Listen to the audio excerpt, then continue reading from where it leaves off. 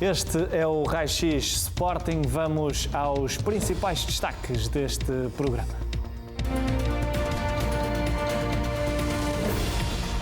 No primeiro Raio-X Sporting do ano, fazemos o balanço de 2021, o ano do Leão.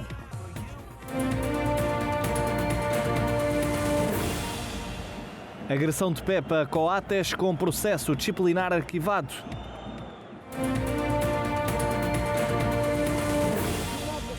Campeão nacional treinou pela primeira vez em 2022.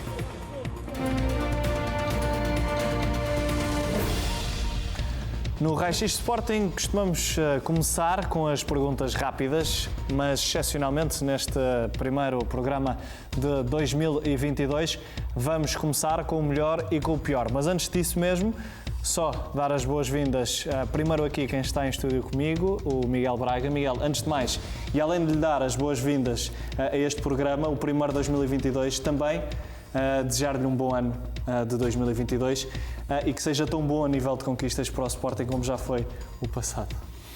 Boa noite, Lourenço, e retribuo, obviamente, bom ano para ti, bom ano para todos os sportinguistas e seria de facto uma ótima notícia se conseguíssemos pelo menos repetir aquilo que conquistámos em 2021. Muito bem, vamos então começar com o melhor do Manuel Fernandes.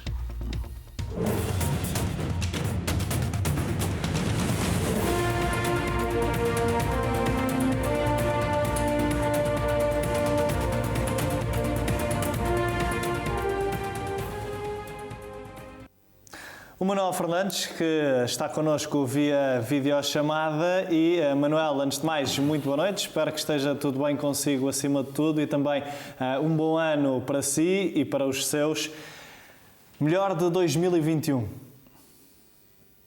Obrigado, Lourenço, um abraço para todos os meus amigos que estão em estúdio, um abraço para todos os sportinguistas e esperamos ter um 2022 semelhante, pelo menos semelhante ao 2021. Para mim o melhor não podia deixar de ser a conquista do título. Acho que foi um feito extraordinário e os sportinguistas jamais se irão esquecer daquilo que de bom aconteceu em 2021, que culminou com a vitória, a conquista do Campeonato Nacional, uma coisa que já não fazíamos há 19 anos. Por isso, essa para mim foi a melhor de todas. Vamos depois do melhor ao pior de 2021.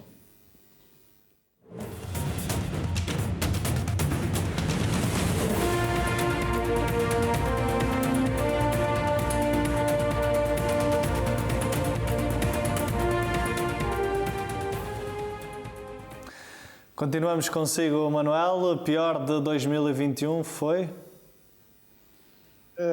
O pior foi aquele célebre jogo há um mês atrás, ou 2 meses, já não me lembro há quanto tempo foi, que envergonhou o futebol português além fronteiras e uma coisa que jamais poderia ter acontecido e ter sido permitido que o jogo se realizasse. E para cúmulo, o jogo não vai ser repetido, o que é uma desgraça, é uma vergonha, onde só no futebol português isto acontece. Do Manuel passamos para o melhor de 2021 do João Olivença.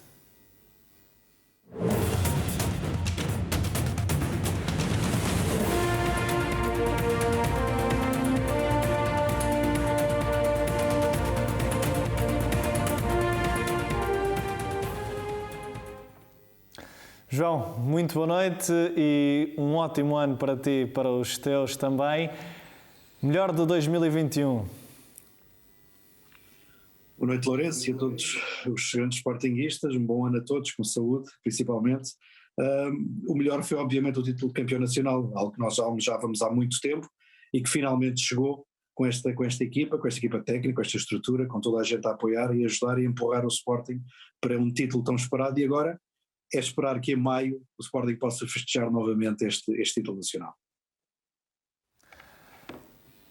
João Olivença, do melhor vamos para o pior.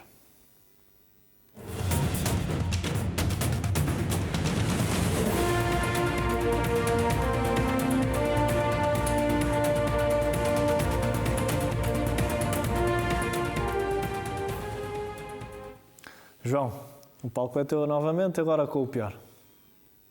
Sim, sem dúvida alguma, os alegados casos de corrupção que continuam a assombrar o futebol português são, na minha ótica, um empobrecimento da nossa liga, um empobrecimento do exemplo que nós estamos a dar aos nossos jovens, aquilo que é um desporto limpo, um desporto livre, um desporto sem mãos a mexer naquilo que são os resultados desportivos, e aquilo que eu espero é que, pelo menos no próximo ano ou na continuidade, tudo isto e futuramente tudo isto termine e que o futebol seja visto de outra maneira, até para os próprios intervenientes do futebol.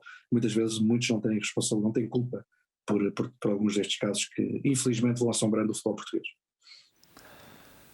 Passamos para o melhor, novamente, mas do Pedro Azevedo.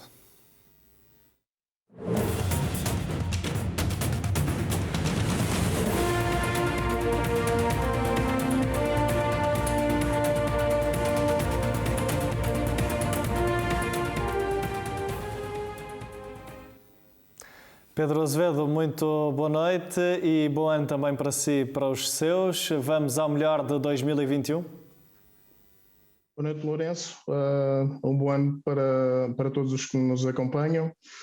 Sim, como aspecto mais positivo e cingindo-me à área de arbitragem, eu diria que a utilização do VAR foi claramente um dos pontos positivos. Tem sido uma ferramenta importantíssima na validação ou na retificação de decisões críticas no jogo. No último ano verificámos uma melhoria na sua utilização, com menos intervenções justificadas. Por outro lado, mais intervenções corretas, o que obviamente traz mais confiança em relação à arbitragem, aos árbitros, e é positivo, no fundo, para o futebol.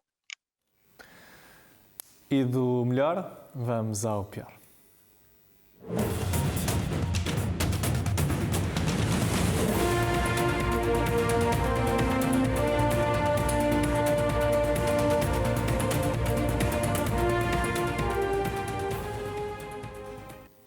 Pedro Azevedo, e no pior temos a palavra estratégia, porque?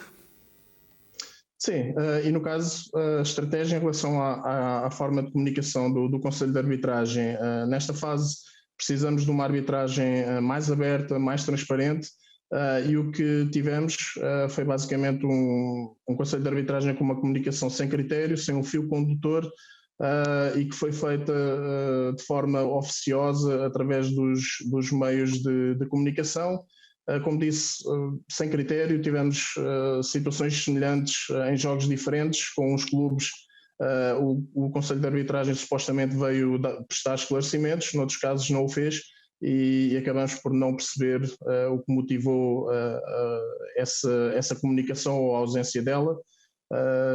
Tal como não é possível, não conseguimos compreender o motivo pelo qual foi feito em cada situação. E vamos agora passar para o melhor de 2021 de Miguel Braga.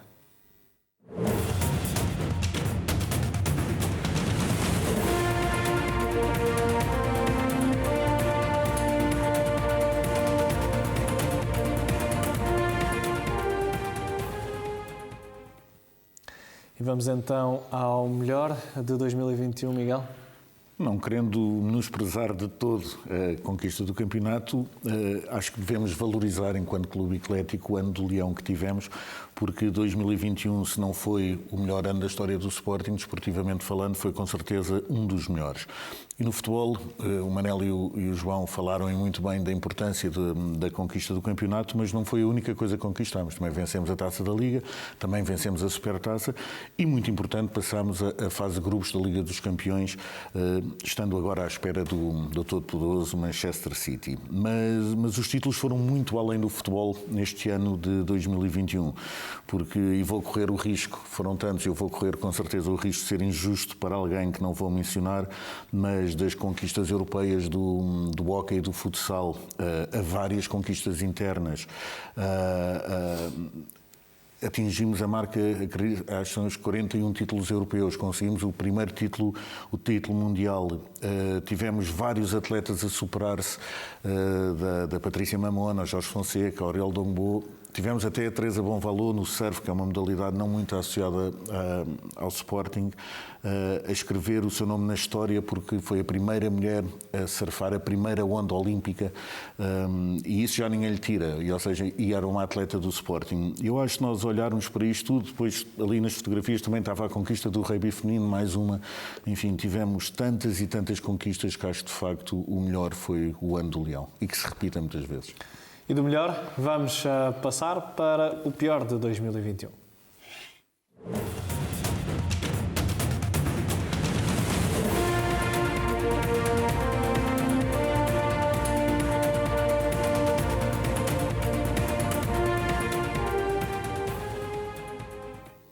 Eu diria que esta aqui era aquela que todos nós nos queríamos livrar o quanto antes, não é, Miguel? Sim, porque não é só a parte financeira que é óbvio para todos, mas no ano em que o Sporting tem o ano que tem, os nossos sócios e adeptos ficaram impedidos de ver estas glórias, muitas vezes ao vivo e a cores, no nosso estádio e no pavilhão. E acho que foi de facto uma pena. Já esta pandemia tem centenas, milhares de consequências.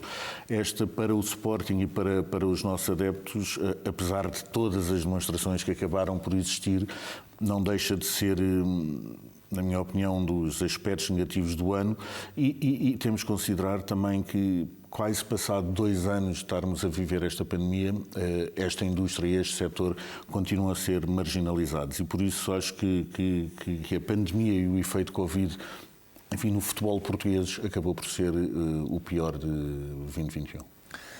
Terminamos este espaço de respostas mais rápidas do melhor e pior de 2021.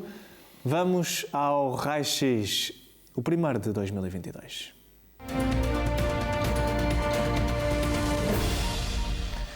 E começamos por onde estávamos a ter esta conversa, ou seja, vamos continuar esta senda do balanço de 2021, agora aprofundar um pouco mais.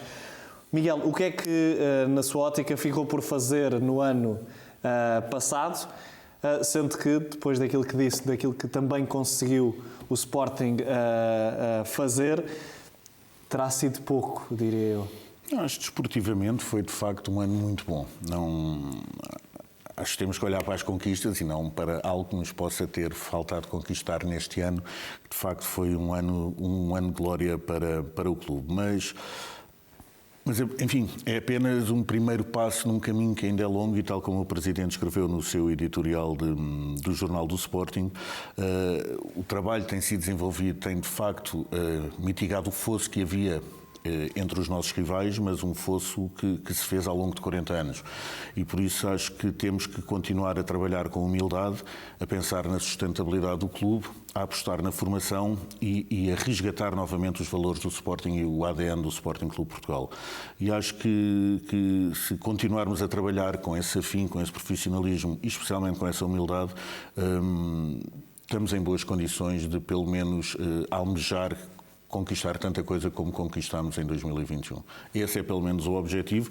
Obviamente há dezenas, centenas de pessoas que trabalham para isso diariamente e, como digo, é continuar esse trabalho sabendo das dificuldades, sabendo da força dos nossos rivais, mas sabendo também que somos o Sporting e que estamos no bom caminho. No que diz respeito a esta questão da pandemia que estava a falar naquele bloco das respostas mais rápidas, temos aqui 2 faces no que diz respeito aos adeptos. Ou seja, temos uma primeira parte do ano em que infelizmente os adeptos não puderam estar nas bancadas e depois tivemos o regresso do público às bancadas. É 100% só em outubro. Exatamente. Convém lembrar. Portanto, tivemos aqui aos poucos, tivemos 0 aos poucos e depois felizmente já temos o estádio com a capacidade total, ainda que sobre todas estas medidas que nós agora temos com medidas, que houve uma altura que não tínhamos estas medidas todas e agora temos. Muito bem. Portanto, tudo isto tem sido alterações constantes, com os adeptos também a habituarem-se àquilo que vai acontecendo perante estas medidas, mas a nunca deixarem de apoiar a equipa.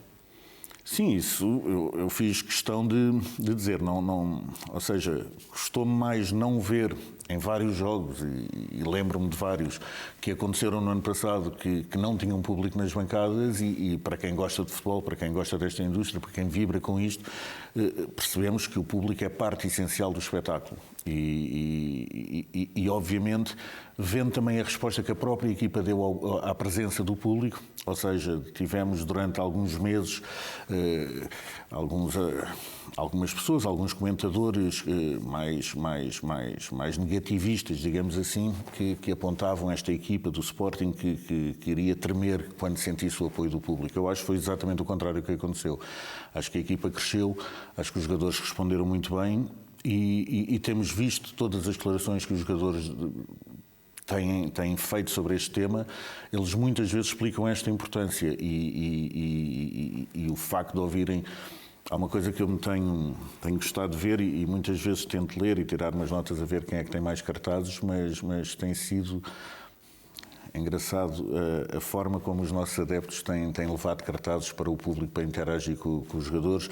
Tem sido bonita a forma como os nossos jogadores têm interagido com os vários adeptos e os pedidos são às centenas e por isso é óbvio que não se pode satisfazer toda a gente, mas eu acho que essa resposta e essa vivência entre adeptos, jogadores, equipa técnica, clube é essencial e acho que é prova também da vitalidade do Sporting. E num ano como este, não podermos ter tido essa experiência a 100% e apenas em Fogacho foi uma pena, na minha opinião, mas eles iam lá estando. Não deixa de ser espetacular e eu vivi alguns desses momentos de apoio da equipa quando chegávamos de fora, às vezes tarde e a más horas, e estávamos numa fase meio confinados e vínhamos de repente centenas ou milhares de pessoas no meio da rua às 4 da manhã à espera da equipa no estádio de Alvalade. Foi de facto também muito emocionante toda essa parte. Não deixa de ser verdade que por um lado é pena que no jogo do título, assim, houve jogos que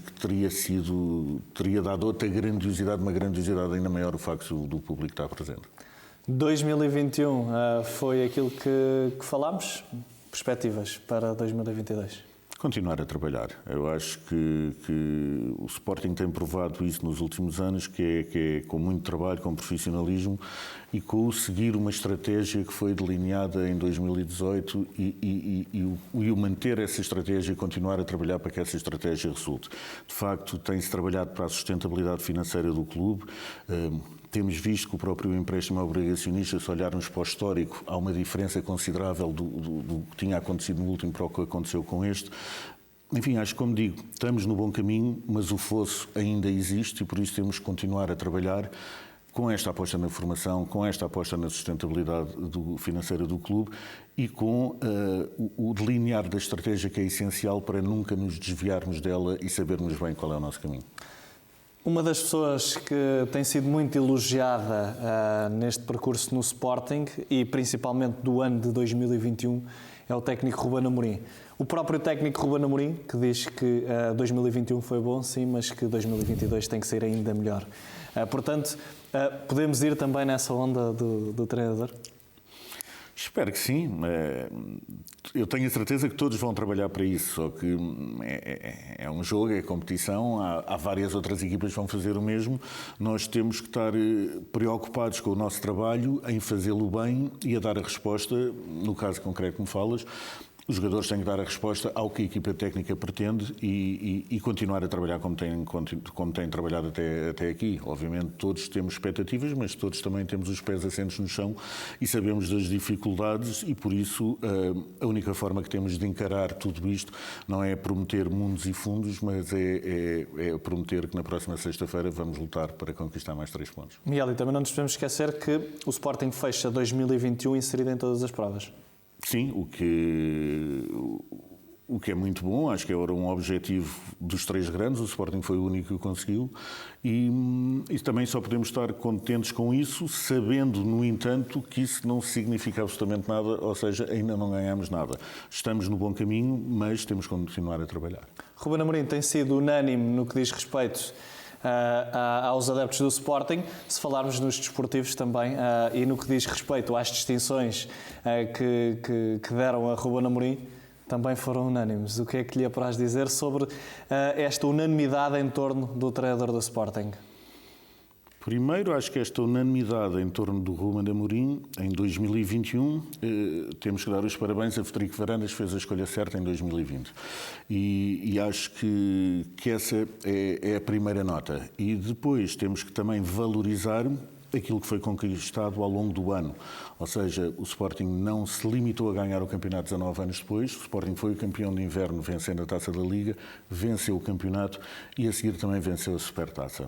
Na Liga dos Campeões foi a melhor equipa portuguesa na Liga dos Campeões e por isso diria que é unânime que o treinador da equipa deveria ser escolhido. Também acho que devo referir, tal como o Ruben refere sempre, a sua equipa técnica. Ou seja, o Ruben tem feito questão de cada vez que recebe um prémio dizer isso mesmo, ou seja, falar no Vital e no Tiago, falar no Carlos e no Adélio, no Emanuel, no Gonçalo e no Paulo, ou seja, são as pessoas que trabalham diariamente com o Ruben para conseguir que os jogadores deem a resposta que têm dado. E eu acho que isso é de valorizar também no Ruben Amorim o facto dele dar esta importância à sua equipa e de facto vê-se depois o bom ambiente e a forma profissional como eles trabalham e só espero que continuem assim durante muitos e bons anos e que continuemos nesta senda das conquistas. E quem tem muitos anos de futebol é o Manuel Fernandes e Manuel Fernandes já viu de tudo um pouco, mas sobre Ruben Amorim e do que ele tem colocado à nossa frente nos jogos, mas também durante as conferências de imprensa, de tudo aquilo que ele está sempre a transmitir aos sportinguistas. O que é que lhe parece esta postura de Ruben Amorim? O que é que achou deste ano de 2021 também do treinador português, que tem sido unânime e neste caso em 2021 foi unânime também para os desportivos? Lourenço, o Ruben Amorim, e eu agora ponho no lugar de jogador, porque fui muitos anos jogador do nosso clube, e uma das coisas que nós jogadores gostávamos era de facto ter um líder, um homem à nossa frente com capacidade de liderança, honesto, sincero, acima de tudo sincero e com bons métodos de trabalho, como é o caso. Portanto, o Ruben Amorim tem estes requisitos todos e os jogadores sentem isso, os jogadores dão tudo. É evidente que cabe-lhes dar sempre tudo, mas há treinadores que fazem com que os jogadores não consigam, se calhar, não conseguem potenciar as qualidades dos jogadores. E Ruben Amorim consegue em todos os aspectos. E neste caso, como homem, como líder, é um homem extraordinário. Porquê? Porque a maioria dos jogadores é tudo jogadores que vêm de origens humildes, talvez o Ruben também viesse, e portanto nós sentimos quando pertencemos a um grupo de trabalho, nós sentimos de facto quando um treinador está-nos a falar ao coração, que está-nos a dizer as coisas de forma verdadeira e honesta, e quando há aqueles que são mais, como eu digo, como nós dizemos na gíria no balneário, são mais tanguistas. E, portanto, acho que o Ruben tem feito coisas extraordinárias no grupo de trabalho. O Ruben entrou no Sporting com isto tudo a ferver e muito, e, portanto, ele manteve sempre uma postura de equilíbrio emocional muito forte. Foi uma pessoa que conduziu o grupo de trabalho sempre, independentemente de um ou outro zero que teve na fase inicial, nunca perdeu esse equilíbrio emocional, falou com os jogadores a dizer para acreditarem naquilo que eles poderiam fazer no futuro, e o que é um facto é que esses frutos renderam ao Sporting durante estes últimos ano e meio, que ele está há mais de ano e meio no Sporting, há pouco mais de ano e meio, e já rendeu 3 títulos ao Sporting, e um que deu, naturalmente, a Taça da Liga é extraordinário, a Supertaça é fabulosa, mas o campeonato que não se ganhava há 18 anos, há 19 anos, é uma coisa que todos nós sportinguistas deliramos com aquilo que aconteceu. E isso foi dado pelo próprio Ruben Amorim e o seu grupo de trabalho, que nos fez acreditar a partir de determinado momento que era possível ganhar. E hoje eu sinto-me como sportinguista, eu entro para o campo, eu vou ver o jogo do Sporting e vou com um espírito ganhador. Eu mesmo muitas vezes a perder, como aconteceu no último jogo, eu sinto que o Sporting a qualquer momento pode. Isto é reflexo daquilo que Rubén Amorim tem feito. Também posso dizer que o Rubén Amorim não é aquele treinador que puxa os louros só para ele. Ele, de facto, diz de forma consciente e muito séria que o Hugo Viana e o presidente Varandas acreditaram no trabalho dele. Até diz uma frase muito gira: os 10 milhões matavam-nos por causa de se não tivesse corrido bem, e hoje os 10 milhões se calhar valem 30 milhões ou 40 milhões. E, portanto, aquilo que eu posso dizer, mas não é dinheiro que paga um título nacional. E o título nacional, esse já cá está, e de facto, tanto o Hugo Viana como o Frederico Varandas, como os jogadores e Rubén Amorim, nesse aspecto, distribui os louros por todos. Não quer os louros só para ele. E isso, nós como jogadores, sentimos de facto que o treinador não quer exibir só o êxito dele, quer distribuir por toda a gente, e ele faz questão de frisar publicamente, como fez nesta entrevista que deu quando recebeu aquele merecidíssimo prémio, porque ele é que merecia ganhar e ganhou, e portanto é isto que o Sporting, a mim como sportinguista, apraz-me dizer que o Sporting está no bom caminho e acima de tudo está com uma cultura vencedora. Rubén Amorim, em pleno também no que diz respeito à opinião dos jornais desportivos em Portugal.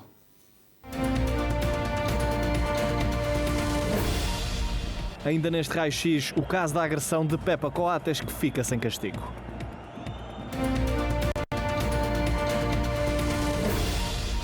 E já há data para as eleições do Sporting Clube de Portugal e Miguel Braga, tivemos hoje na comunicação social Soares Franco a falar num novo mandato de Frederico Varandas, a pedir um novo mandato.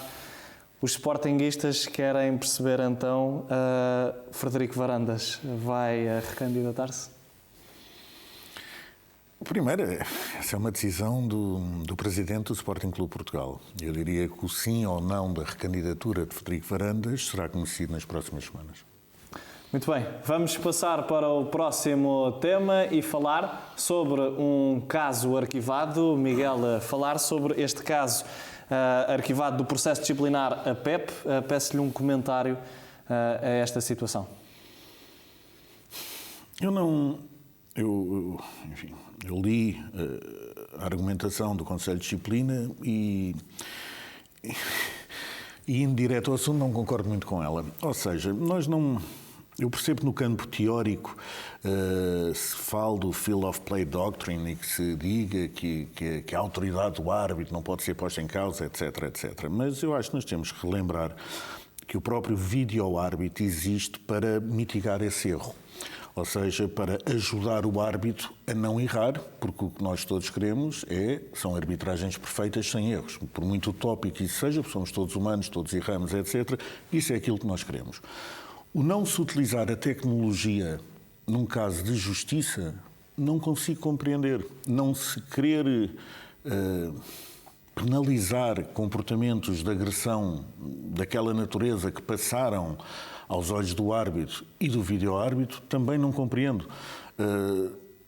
Era quase preferível que o Conselho de Disciplina dissesse qualquer coisa do género: não, vimos isto e analisámos e achamos que está tudo bem.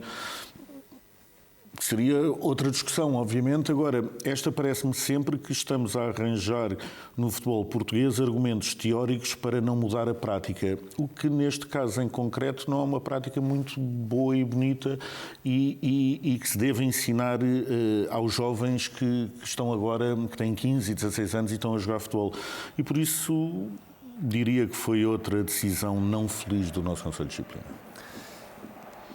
Sendo que, Miguel, não nos podemos desviar daquilo que aconteceu recentemente no jogo em Barcelos. Estamos a falar de casos distintos, é verdade, mas temos, por exemplo, o Luís Neto, que acaba por receber a cartolina vermelha ia receber 2 jogos de expulsão. Portanto, temos aqui um caso recente em que houve uma deliberação. E neste caso, foi feita a justiça? Eu não acho que devemos comparar o caso do Neto ao do Pepe, porque o Neto foi expulso do jogo, certo, e o Pepe não. Ou seja, o Pepe...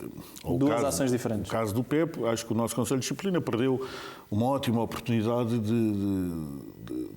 de educar, de explicar ao público, de explicar aos jovens, explicar a quem joga futebol, que aquele tipo de atitudes não deveriam ter lugar no campo de futebol, independentemente se o árbitro viu, se o VAR viu ou não durante o jogo.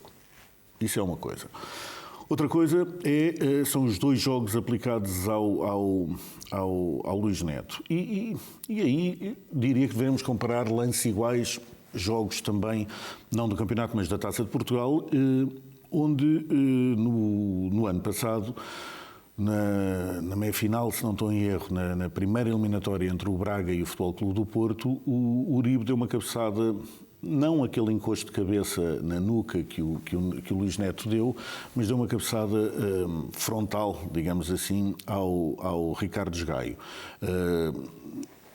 São ambas lamentáveis, não vamos estar aqui a adorar a pílula, e são ambas expulsão. Agora, a violência de um ato nada tem a ver com o outro. E o estranho no meio disto tudo é que o Uribe apanhou apenas um jogo e o Neto 2, tendo o Neto também mostrado arrependimento, passado 20 minutos tanto do jogo ter acabado, e o Neto já tinha pedido desculpas publicamente sobre o seu ato irrefletido. E por isso... diria que é mais um ato não feliz do nosso CD, porque há um critério diferente, e volto a dizer, o lance do Neto é um lance lamentável e é um lance que é expulsão, é verdade, mas a violência do lance não tem nada a ver com o lance do Uribe. E o Neto acaba por levar 2 jogos de Uribe 1. Isto não se compreende. Eu queria perguntar exatamente a isso, mas ao Pedro Azevedo. Pedro, neste caso em que temos 2 lances algo semelhantes, mas que temos uma punição que foi diferente, porquê? Sim, isso é uma questão que tem que ser colocada na vertente do Conselho de Disciplina, não da arbitragem. Portanto, em campo, como o Miguel disse bem, seja um encosto de cabeça, como aconteceu no caso do Neto, seja uma cabeçada, como aconteceu com o Uribe, portanto são ambas passíveis de expulsão, e depois o Conselho de Disciplina delibera em relação ao castigo a aplicar aos jogadores. O estranho neste caso é que o mesmo Conselho aplicou o castigo a dobrar ao Neto do que aplicou ao Uribe. Como digo, acho que é difícil compreensão para as pessoas muitas vezes olharem para um lance e olharem para o outro, e estamos a falar, o Luís Neto é um internacional português, não teve nenhum comportamento daqueles no seu passado, etc, e por isso nada disto foi tido em conta. No caso do Uribe volto a dizer, a agressão do Uribe é muito mais violenta, levou um jogo, o Luís Neto é penalizado com 2. Acho altamente injusto, e acho que não foi feliz mais uma vez o nosso Conselho de Disciplina. E agora vamos passar novamente para o futebol jogado.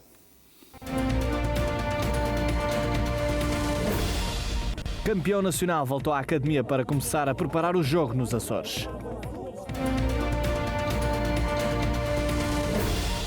E vamos ao rescaldo do Sporting Portimonense, com mais um triunfo dos Leões de Ruben Amorim. E temos aqui várias coisas em análise, entre elas temos que destacar, claro, o hat-trick do Paulinho, mas os outros destaques, Miguel, posso também deixar para si.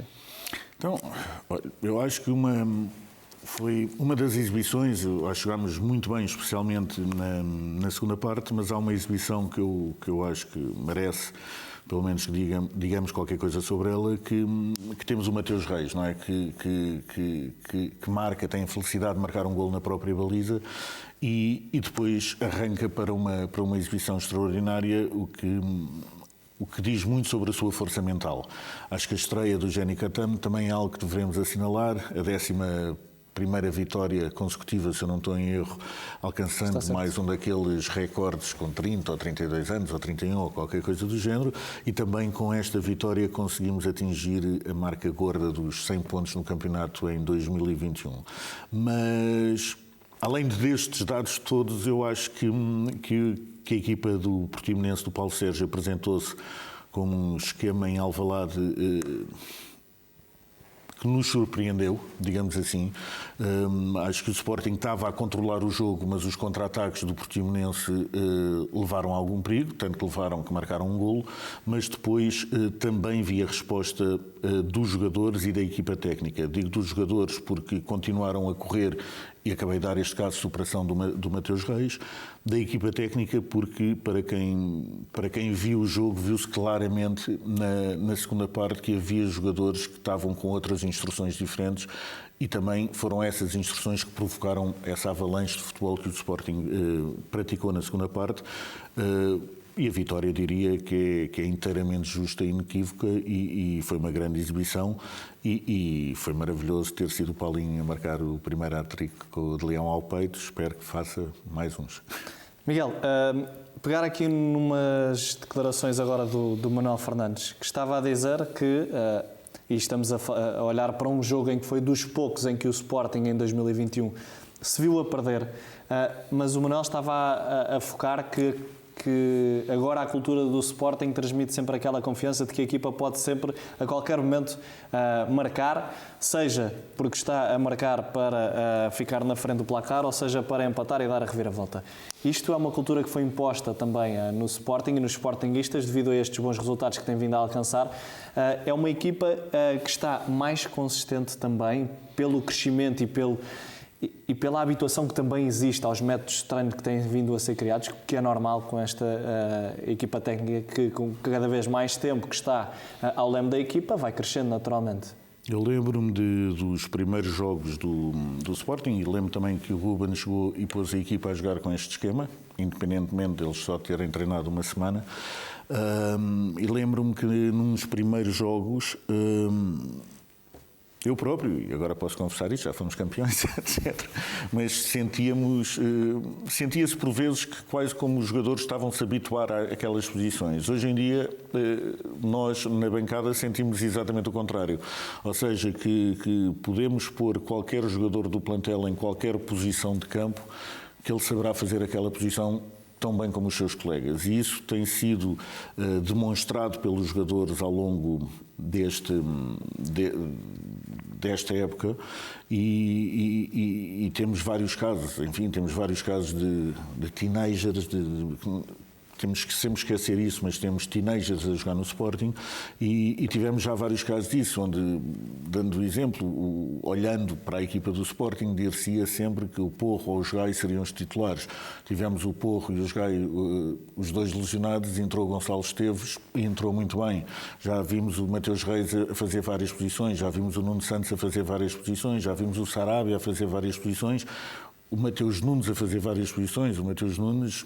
Enfim, é daqueles jogadores que parece que o Ruben consegue que ele jogue em qualquer posição dos 10 de campo, ainda só não o tentou a guarda-redes, mas eu acho que essa habituação, ou seja, esta vertente tática que o Sporting tem, o trabalhar-se constantemente sobre ela, sobre as suas variações, dá-nos, de facto, dá aos jogadores a vontade cada vez maior a movimentarem-se e depois as vitórias e a cultura de vitória faz-se ganhando, não é? E nós temos ganho muitas vezes e acho que tem-se aproveitado isso e tem-se visto essa garra que obviamente sabemos disso, que as coisas nem sempre vão correr bem, mas pelo menos se tivermos a entrega e o profissionalismo que temos visto ao longo de todos os jogos, acredito que vai ser difícil vencer-nos. Mas, enfim, é um resultado sempre possível, nós só temos é que fazer tudo para que ele não aconteça. E a verdade é que o Sporting fecha o ano de 2021 com mais um triunfo e vamos ao raio-x arbitragem.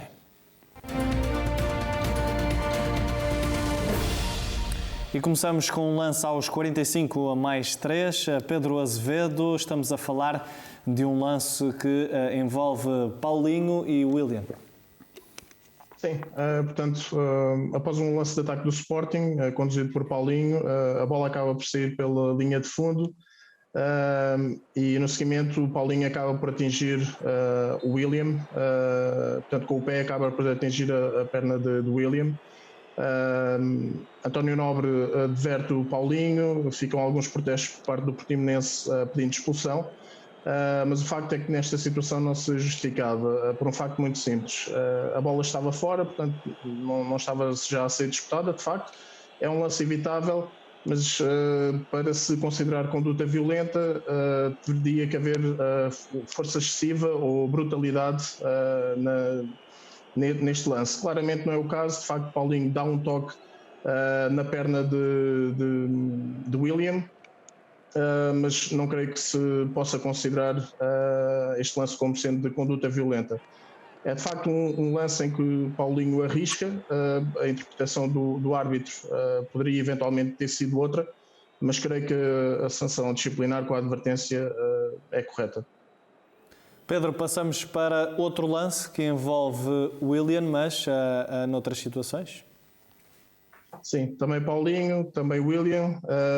Basicamente há um toque de Paulinho na entrada da área, a bola ressalta na perna de Pedro Sá e acaba por embater no braço de William. Portanto, pela proximidade, pela situação de ressalto, pelo facto, pela colocação do braço de William, creio que António Nobre decidiu bem ao deixar prosseguir o jogo e não assinalar qualquer infração. Pedro, passamos para a segunda parte e com Pedro Sá, a expulsão. Sim, decisão correta de António Nobre. Portanto, na primeira parte Pedro Sá já tinha sido advertido por protestos, naquele tal lance que mencionámos no primeiro lance que referimos. Pedro Sá desloca-se em corrida para protestar com António Nobre, encosta-se António Nobre, portanto a advertência justifica-se claramente e também aqui, portanto Pedro Sá não tinha qualquer hipótese de jogar a bola, é um ataque rápido que é cortado por esta rasteira de Pedro Sá e como tal esta segunda advertência também se justifica e consequente expulsão por acumulação de cartões. Pedro, passamos rapidamente para o primeiro golo do Didi. Claro. Aqui uma dúvida de arbitragem ao Pedro. Claro. O árbitro, Sim, claro. neste lance, como vai dar o segundo amarelo, tem que marcar a falta obrigatoriamente, não é? Sim, tratando-se de uma situação de expulsão, é de todo justificável e aconselhável interromper de imediato o jogo para expulsar o jogador. Ok. Tinha essa dúvida porque a não ser que se tratasse de uma situação de golo iminente, aí obviamente não iria interromper, mas digamos que essa é a exceção à regra. Ok.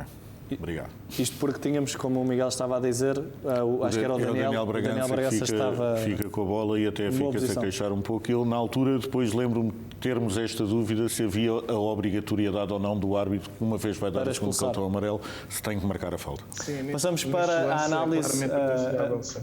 Pedro, passamos à análise do primeiro gol do Sporting.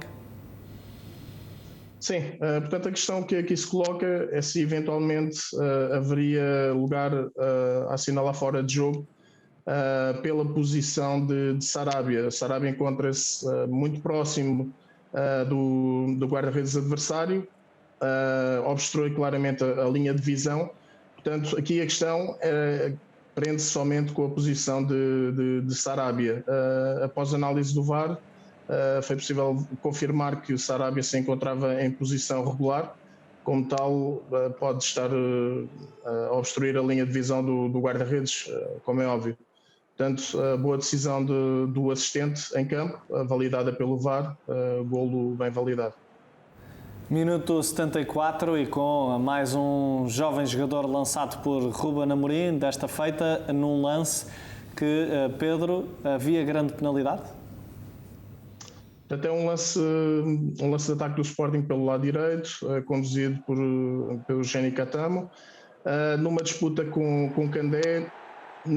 Devo confessar que no início o lance me deixou algumas dúvidas, mas depois de rever o lance, creio que é um lance de disputa normal. Óbvio que o defesa coloca-se de maneira a obstruir a movimentação do Géni Catamo. O Géni também tenta utilizar os braços para se libertar, portanto creio que se aceita e que é uma decisão correta de António Nobre aqui também, ao não assinalar a pontapé de penalti. Vamos analisar por último, Pedro, o lance do segundo golo do Portimonense, porque existiam vários jogadores em fora de jogo. Sim, este lance também levantou algumas dúvidas, portanto é um remate de Lucas Pocinholo ali à entrada da área, e a questão que se colocaria é se o facto de alguns dos jogadores do Portimonense se encontrarem em posição irregular, se teria, portanto eles claramente estavam em posição irregular, portanto não é a mesma situação que discutimos há pouco do Sarabia. Aqui o que o VAR teve que analisar é a posição desses jogadores, se estão a obstruir claramente a linha de visão do Adam, ou se fazem algum movimento que pudesse levar a que o Adam tivesse uma interpretação errada na sua movimentação. Não parece ser o caso. Os jogadores encontram-se a cerca de 7 metros do Adam e, portanto, considera-se que não tiveram nenhuma ação relevante em termos de obstrução da visão do guarda-redes do Sporting, quer em termos da sua movimentação que pudessem eventualmente enganar Adam. Portanto, aqui também se aceita a decisão do árbitro assistente, que foi validada pelo VAR. Pedro, Sim. mas estavam três jogadores mesmo nas linhas da baliza, estavam os três. Entre os postos estavam três jogadores do Portimonense. Podem obstruir a visão do guarda-redes. Sim, pela distância, se eles se encontrassem dentro da área de baliza, por exemplo, podemos considerar que essa proximidade influenciaria mais a ação do Adam, ou se tentassem cabecear a bola. Portanto, há sempre espaço para discussão nesta situação, mas considerando que eles estão a 7 metros e que não fazem nenhum movimento no sentido de jogar a bola, creio que se aceita a decisão do assistente e da equipa de arbitragem. Vamos à nota do árbitro desta partida, Pedro. Sim, portanto, foi um lance com muitos casos relevantes para potencial pontapé de penalti, lances de fora de jogo de difícil análise, como o que acabámos de ver. A equipa de arbitragem no cômputo geral esteve bastante bem, nota 4 para António Nobre. Muito bem, e depois do raio-x arbitragem, vamos aos lances táticos.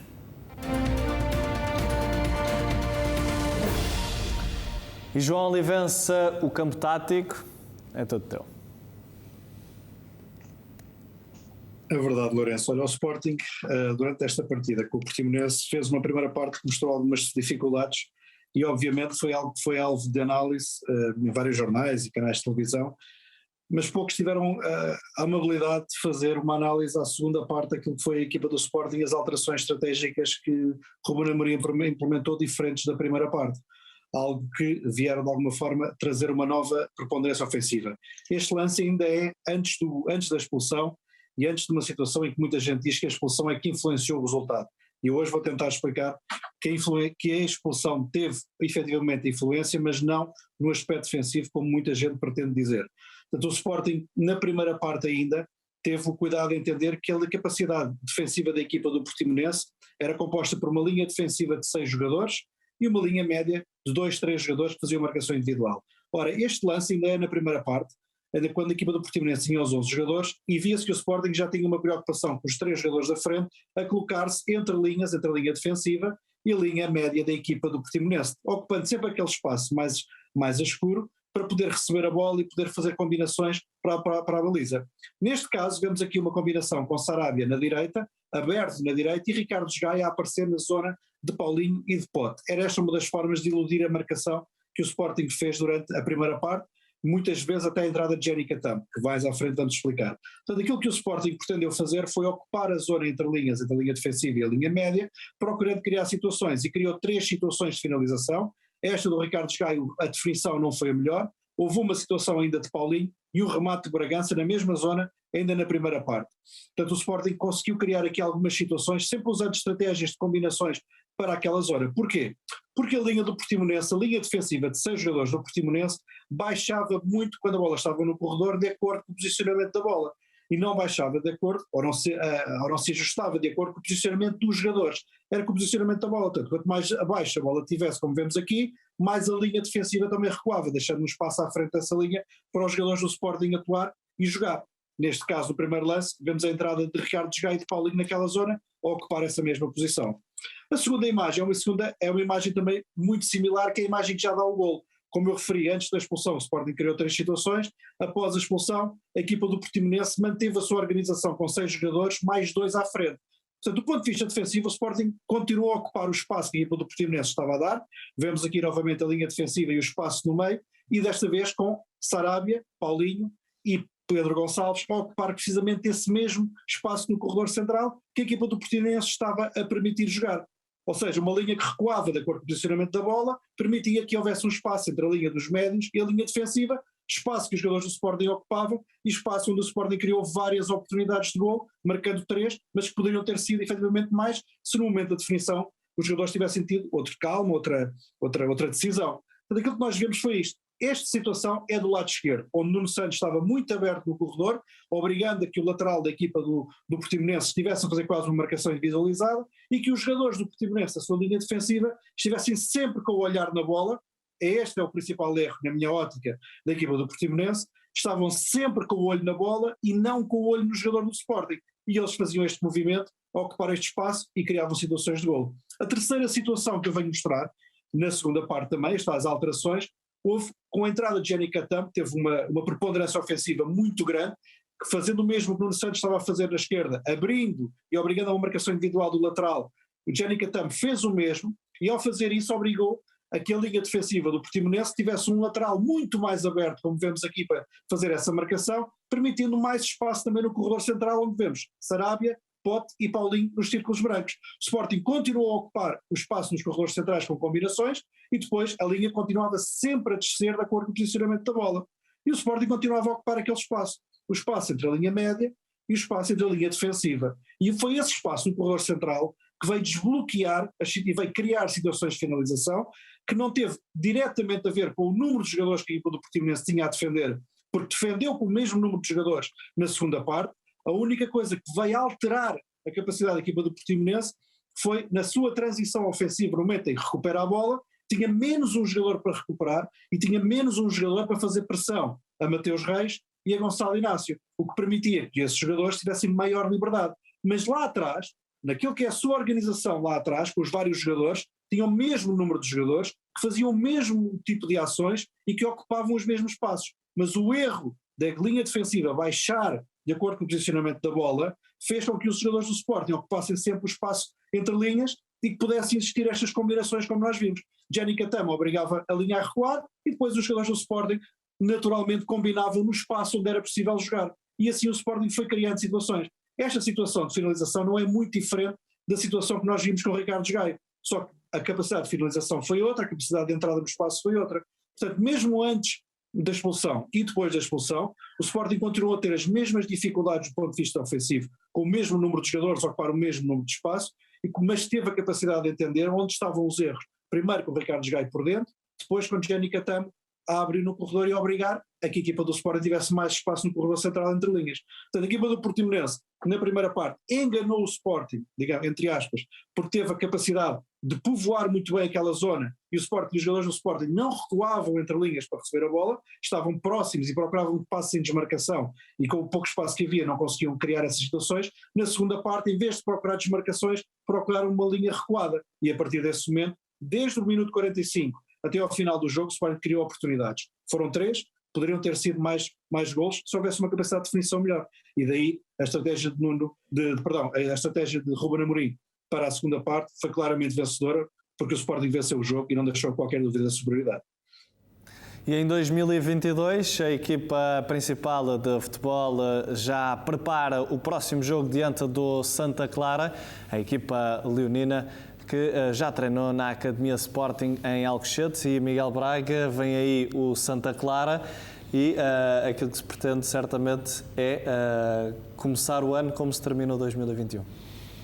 Claro, mas eu relembro que esta equipa do Santa Clara é uma equipa perigosa, já eliminou de uma das competições do Futebol Clube do Porto e acredito, reforçando aquilo que já disse anteriormente, que a equipa terá que ter a mesma humildade e a mesma capacidade de trabalho que tem tido nos últimos meses. Acho que foi importante, obviamente, fechar o ano com a vitória sobre o Portimonense, mas mais importante agora é começar o ano com uma vitória sobre o Santa Clara.